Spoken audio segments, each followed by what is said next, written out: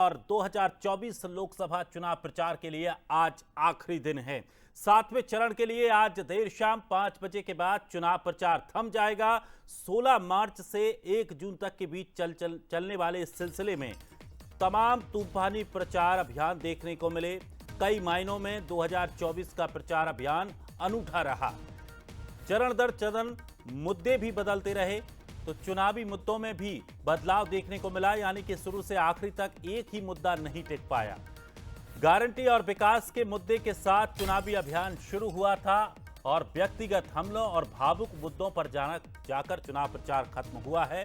तो पीएम नरेंद्र मोदी, राहुल गांधी चुनाव का प्रमुख चेहरा रहे हैं। तो आपको बता दें कि 16 मार्च से शुरू हुए इस चुनावी महासंग्राम में तमाम प्रचार प्रसार देखने को मिले और चरण दर चरण चुनावी मुद्दे भी बदलते रहे।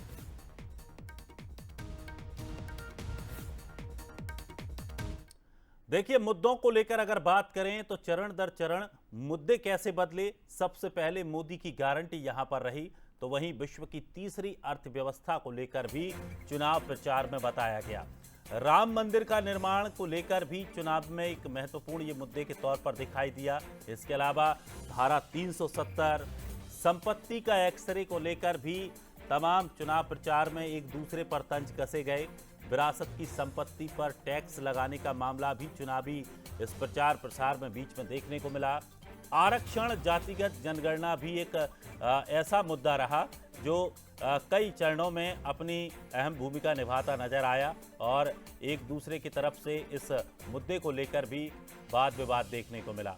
आरक्षण, जातिगत जनगणना के बाद मंगलसूत्र की भी एंट्री चुनाव प्रचार में हुई।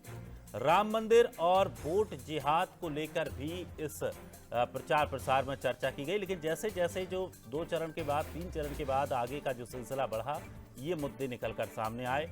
अडानी अंबानी भी चुनावी प्रचार प्रसार में दिखाई दिए। इस बार प्रधानमंत्री मोदी ने भी अडानी अंबानी का नाम लिया चुनाव प्रचार में। हालांकि अगर विपक्ष की बात करें तो वो लगातार इन शब्दों का प्रयोग करते ही रहते हैं, दोनों नामों को लेकर चुनावी माहौल बनाते हैं। तो मुसलमानों की आबादी भी एक बड़ा मुद्दा रहा। पीएम मोदी का अवतार को लेकर अगर बात करें तो ये भी एक बड़ा मुद्दा रहा।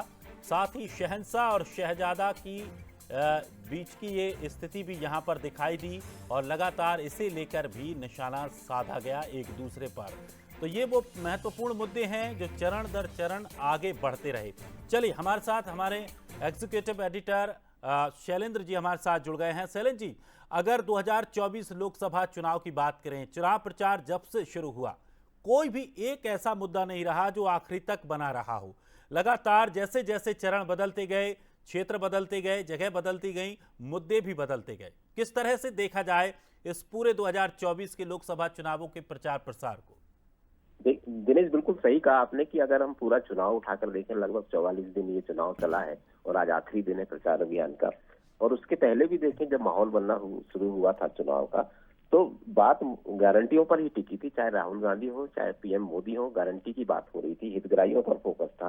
उसके बाद राम मंदिर और धारा 370 जो बड़ी उपलब्धियां हैं बीजेपी की, उस पर आकर बात टिकी। और पहले चरण में आपने देखा होगा कि पहले चरण में लगभग ये 2-3 मुद्दे ही छाए रहे। खासतौर से प्रधानमंत्री मोदी हर मंच से मोदी की गारंटी की बात करते रहे, राम मंदिर की बात करते रहे और अमित शाह धारा 370 और कश्मीर की बात करते रहे। लेकिन जैसे ही मतदान हुआ और मतदान का प्रतिशत कम आया, 19 अप्रैल को पहला चरण का मतदान था और उसके बाद तुरंत फिर पूरा प्रचार अभियान का गैर एक तरह से कह सकते हैं कि बदला और बात फिर वो ध्रुवीकरण के जैसे मुद्दों पर आ गई, फिर जाति जनगणना पर आ गई और जो मुद्दा कांग्रेस ने उछाला जो उसके मैनिफेस्टो में था, संपत्ति का एक्सरे, तो इसको पकड़ा और फिर लगातार मुद्दे भटकते रहे, चाहे फिर दूसरा चरण हो, तीसरा चरण हो। तो ये पहले चरण उससे जो मुद्दे शुरू हुए थे वो लगातार बदलते रहे। तीसरे चरण, चौथे चरण, फिर पाकिस्तान की एंट्री हुई, जैसा कि हर चुनाव में होता है।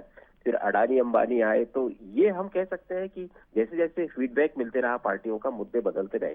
हालांकि बीजेपी जिस मोड से शुरू हुई थी इस पूरे प्रचार अभियान में, वो ज्यादा भटकाव उसमें दिखा और उनके जरिए फिर राहुल को इशू मिलते गए। और आपने आखिरी में देखा होगा कि अब प्रचार जब थम रहा है तो राहुल वर्सेस मोदी ये पूरा चुनाव हो गया है। और राहुल गांधी इसमें सफल रहे कि उन्होंने अपने आप को लड़ाई में ले आए, भले ही प्रचार अभियान में तो कम से कम ये दिखता है। तो पूरा प्रचार अभियान अगर हम पिछले चुनावों से तुलना करें तो बहुत अलग रहा है दिनेश ये। और राजनीति शास्त्र के विद्यार्थियों के लिए निश्चित रूप से ये अध्ययन का विषय है कि मुद्दे आखिर इतने भटकते क्यों रहे। हालांकि बीजेपी के पास गिनाने के लिए बहुत कुछ था, लेकिन आखिरी तक अगर हम पूरी समीक्षा करें तो उस पर ज्यादा बीजेपी टिक नहीं पाई और ले दे के चुनाव फिर ध्रुवीकरण के मुद्दे पर ही घूमता रहा। जी दिनेश, निश्चित तौर पर 2024 लोकसभा चुनाव की जो राह थी वो इतनी आसान नहीं थी। लगातार दोनों दलों को अपने अपने गियर बदलने पड़े, क्योंकि कुछ ऐसी परिस्थितियां बनी, कुछ ऐसे बीच में गड्ढे आए, ब्रेकर आए, जिसकी वजह से गियर बार बार बदलना पड़ा। और यही वजह रहा कि इस बार का जो चुनाव है निश्चित तौर पर वो एक अलग तरह का दिखाई दिया। एक कोई भी ऐसा मुद्दा नहीं रहा जिस पर कोई भी दल टिका रहा हो।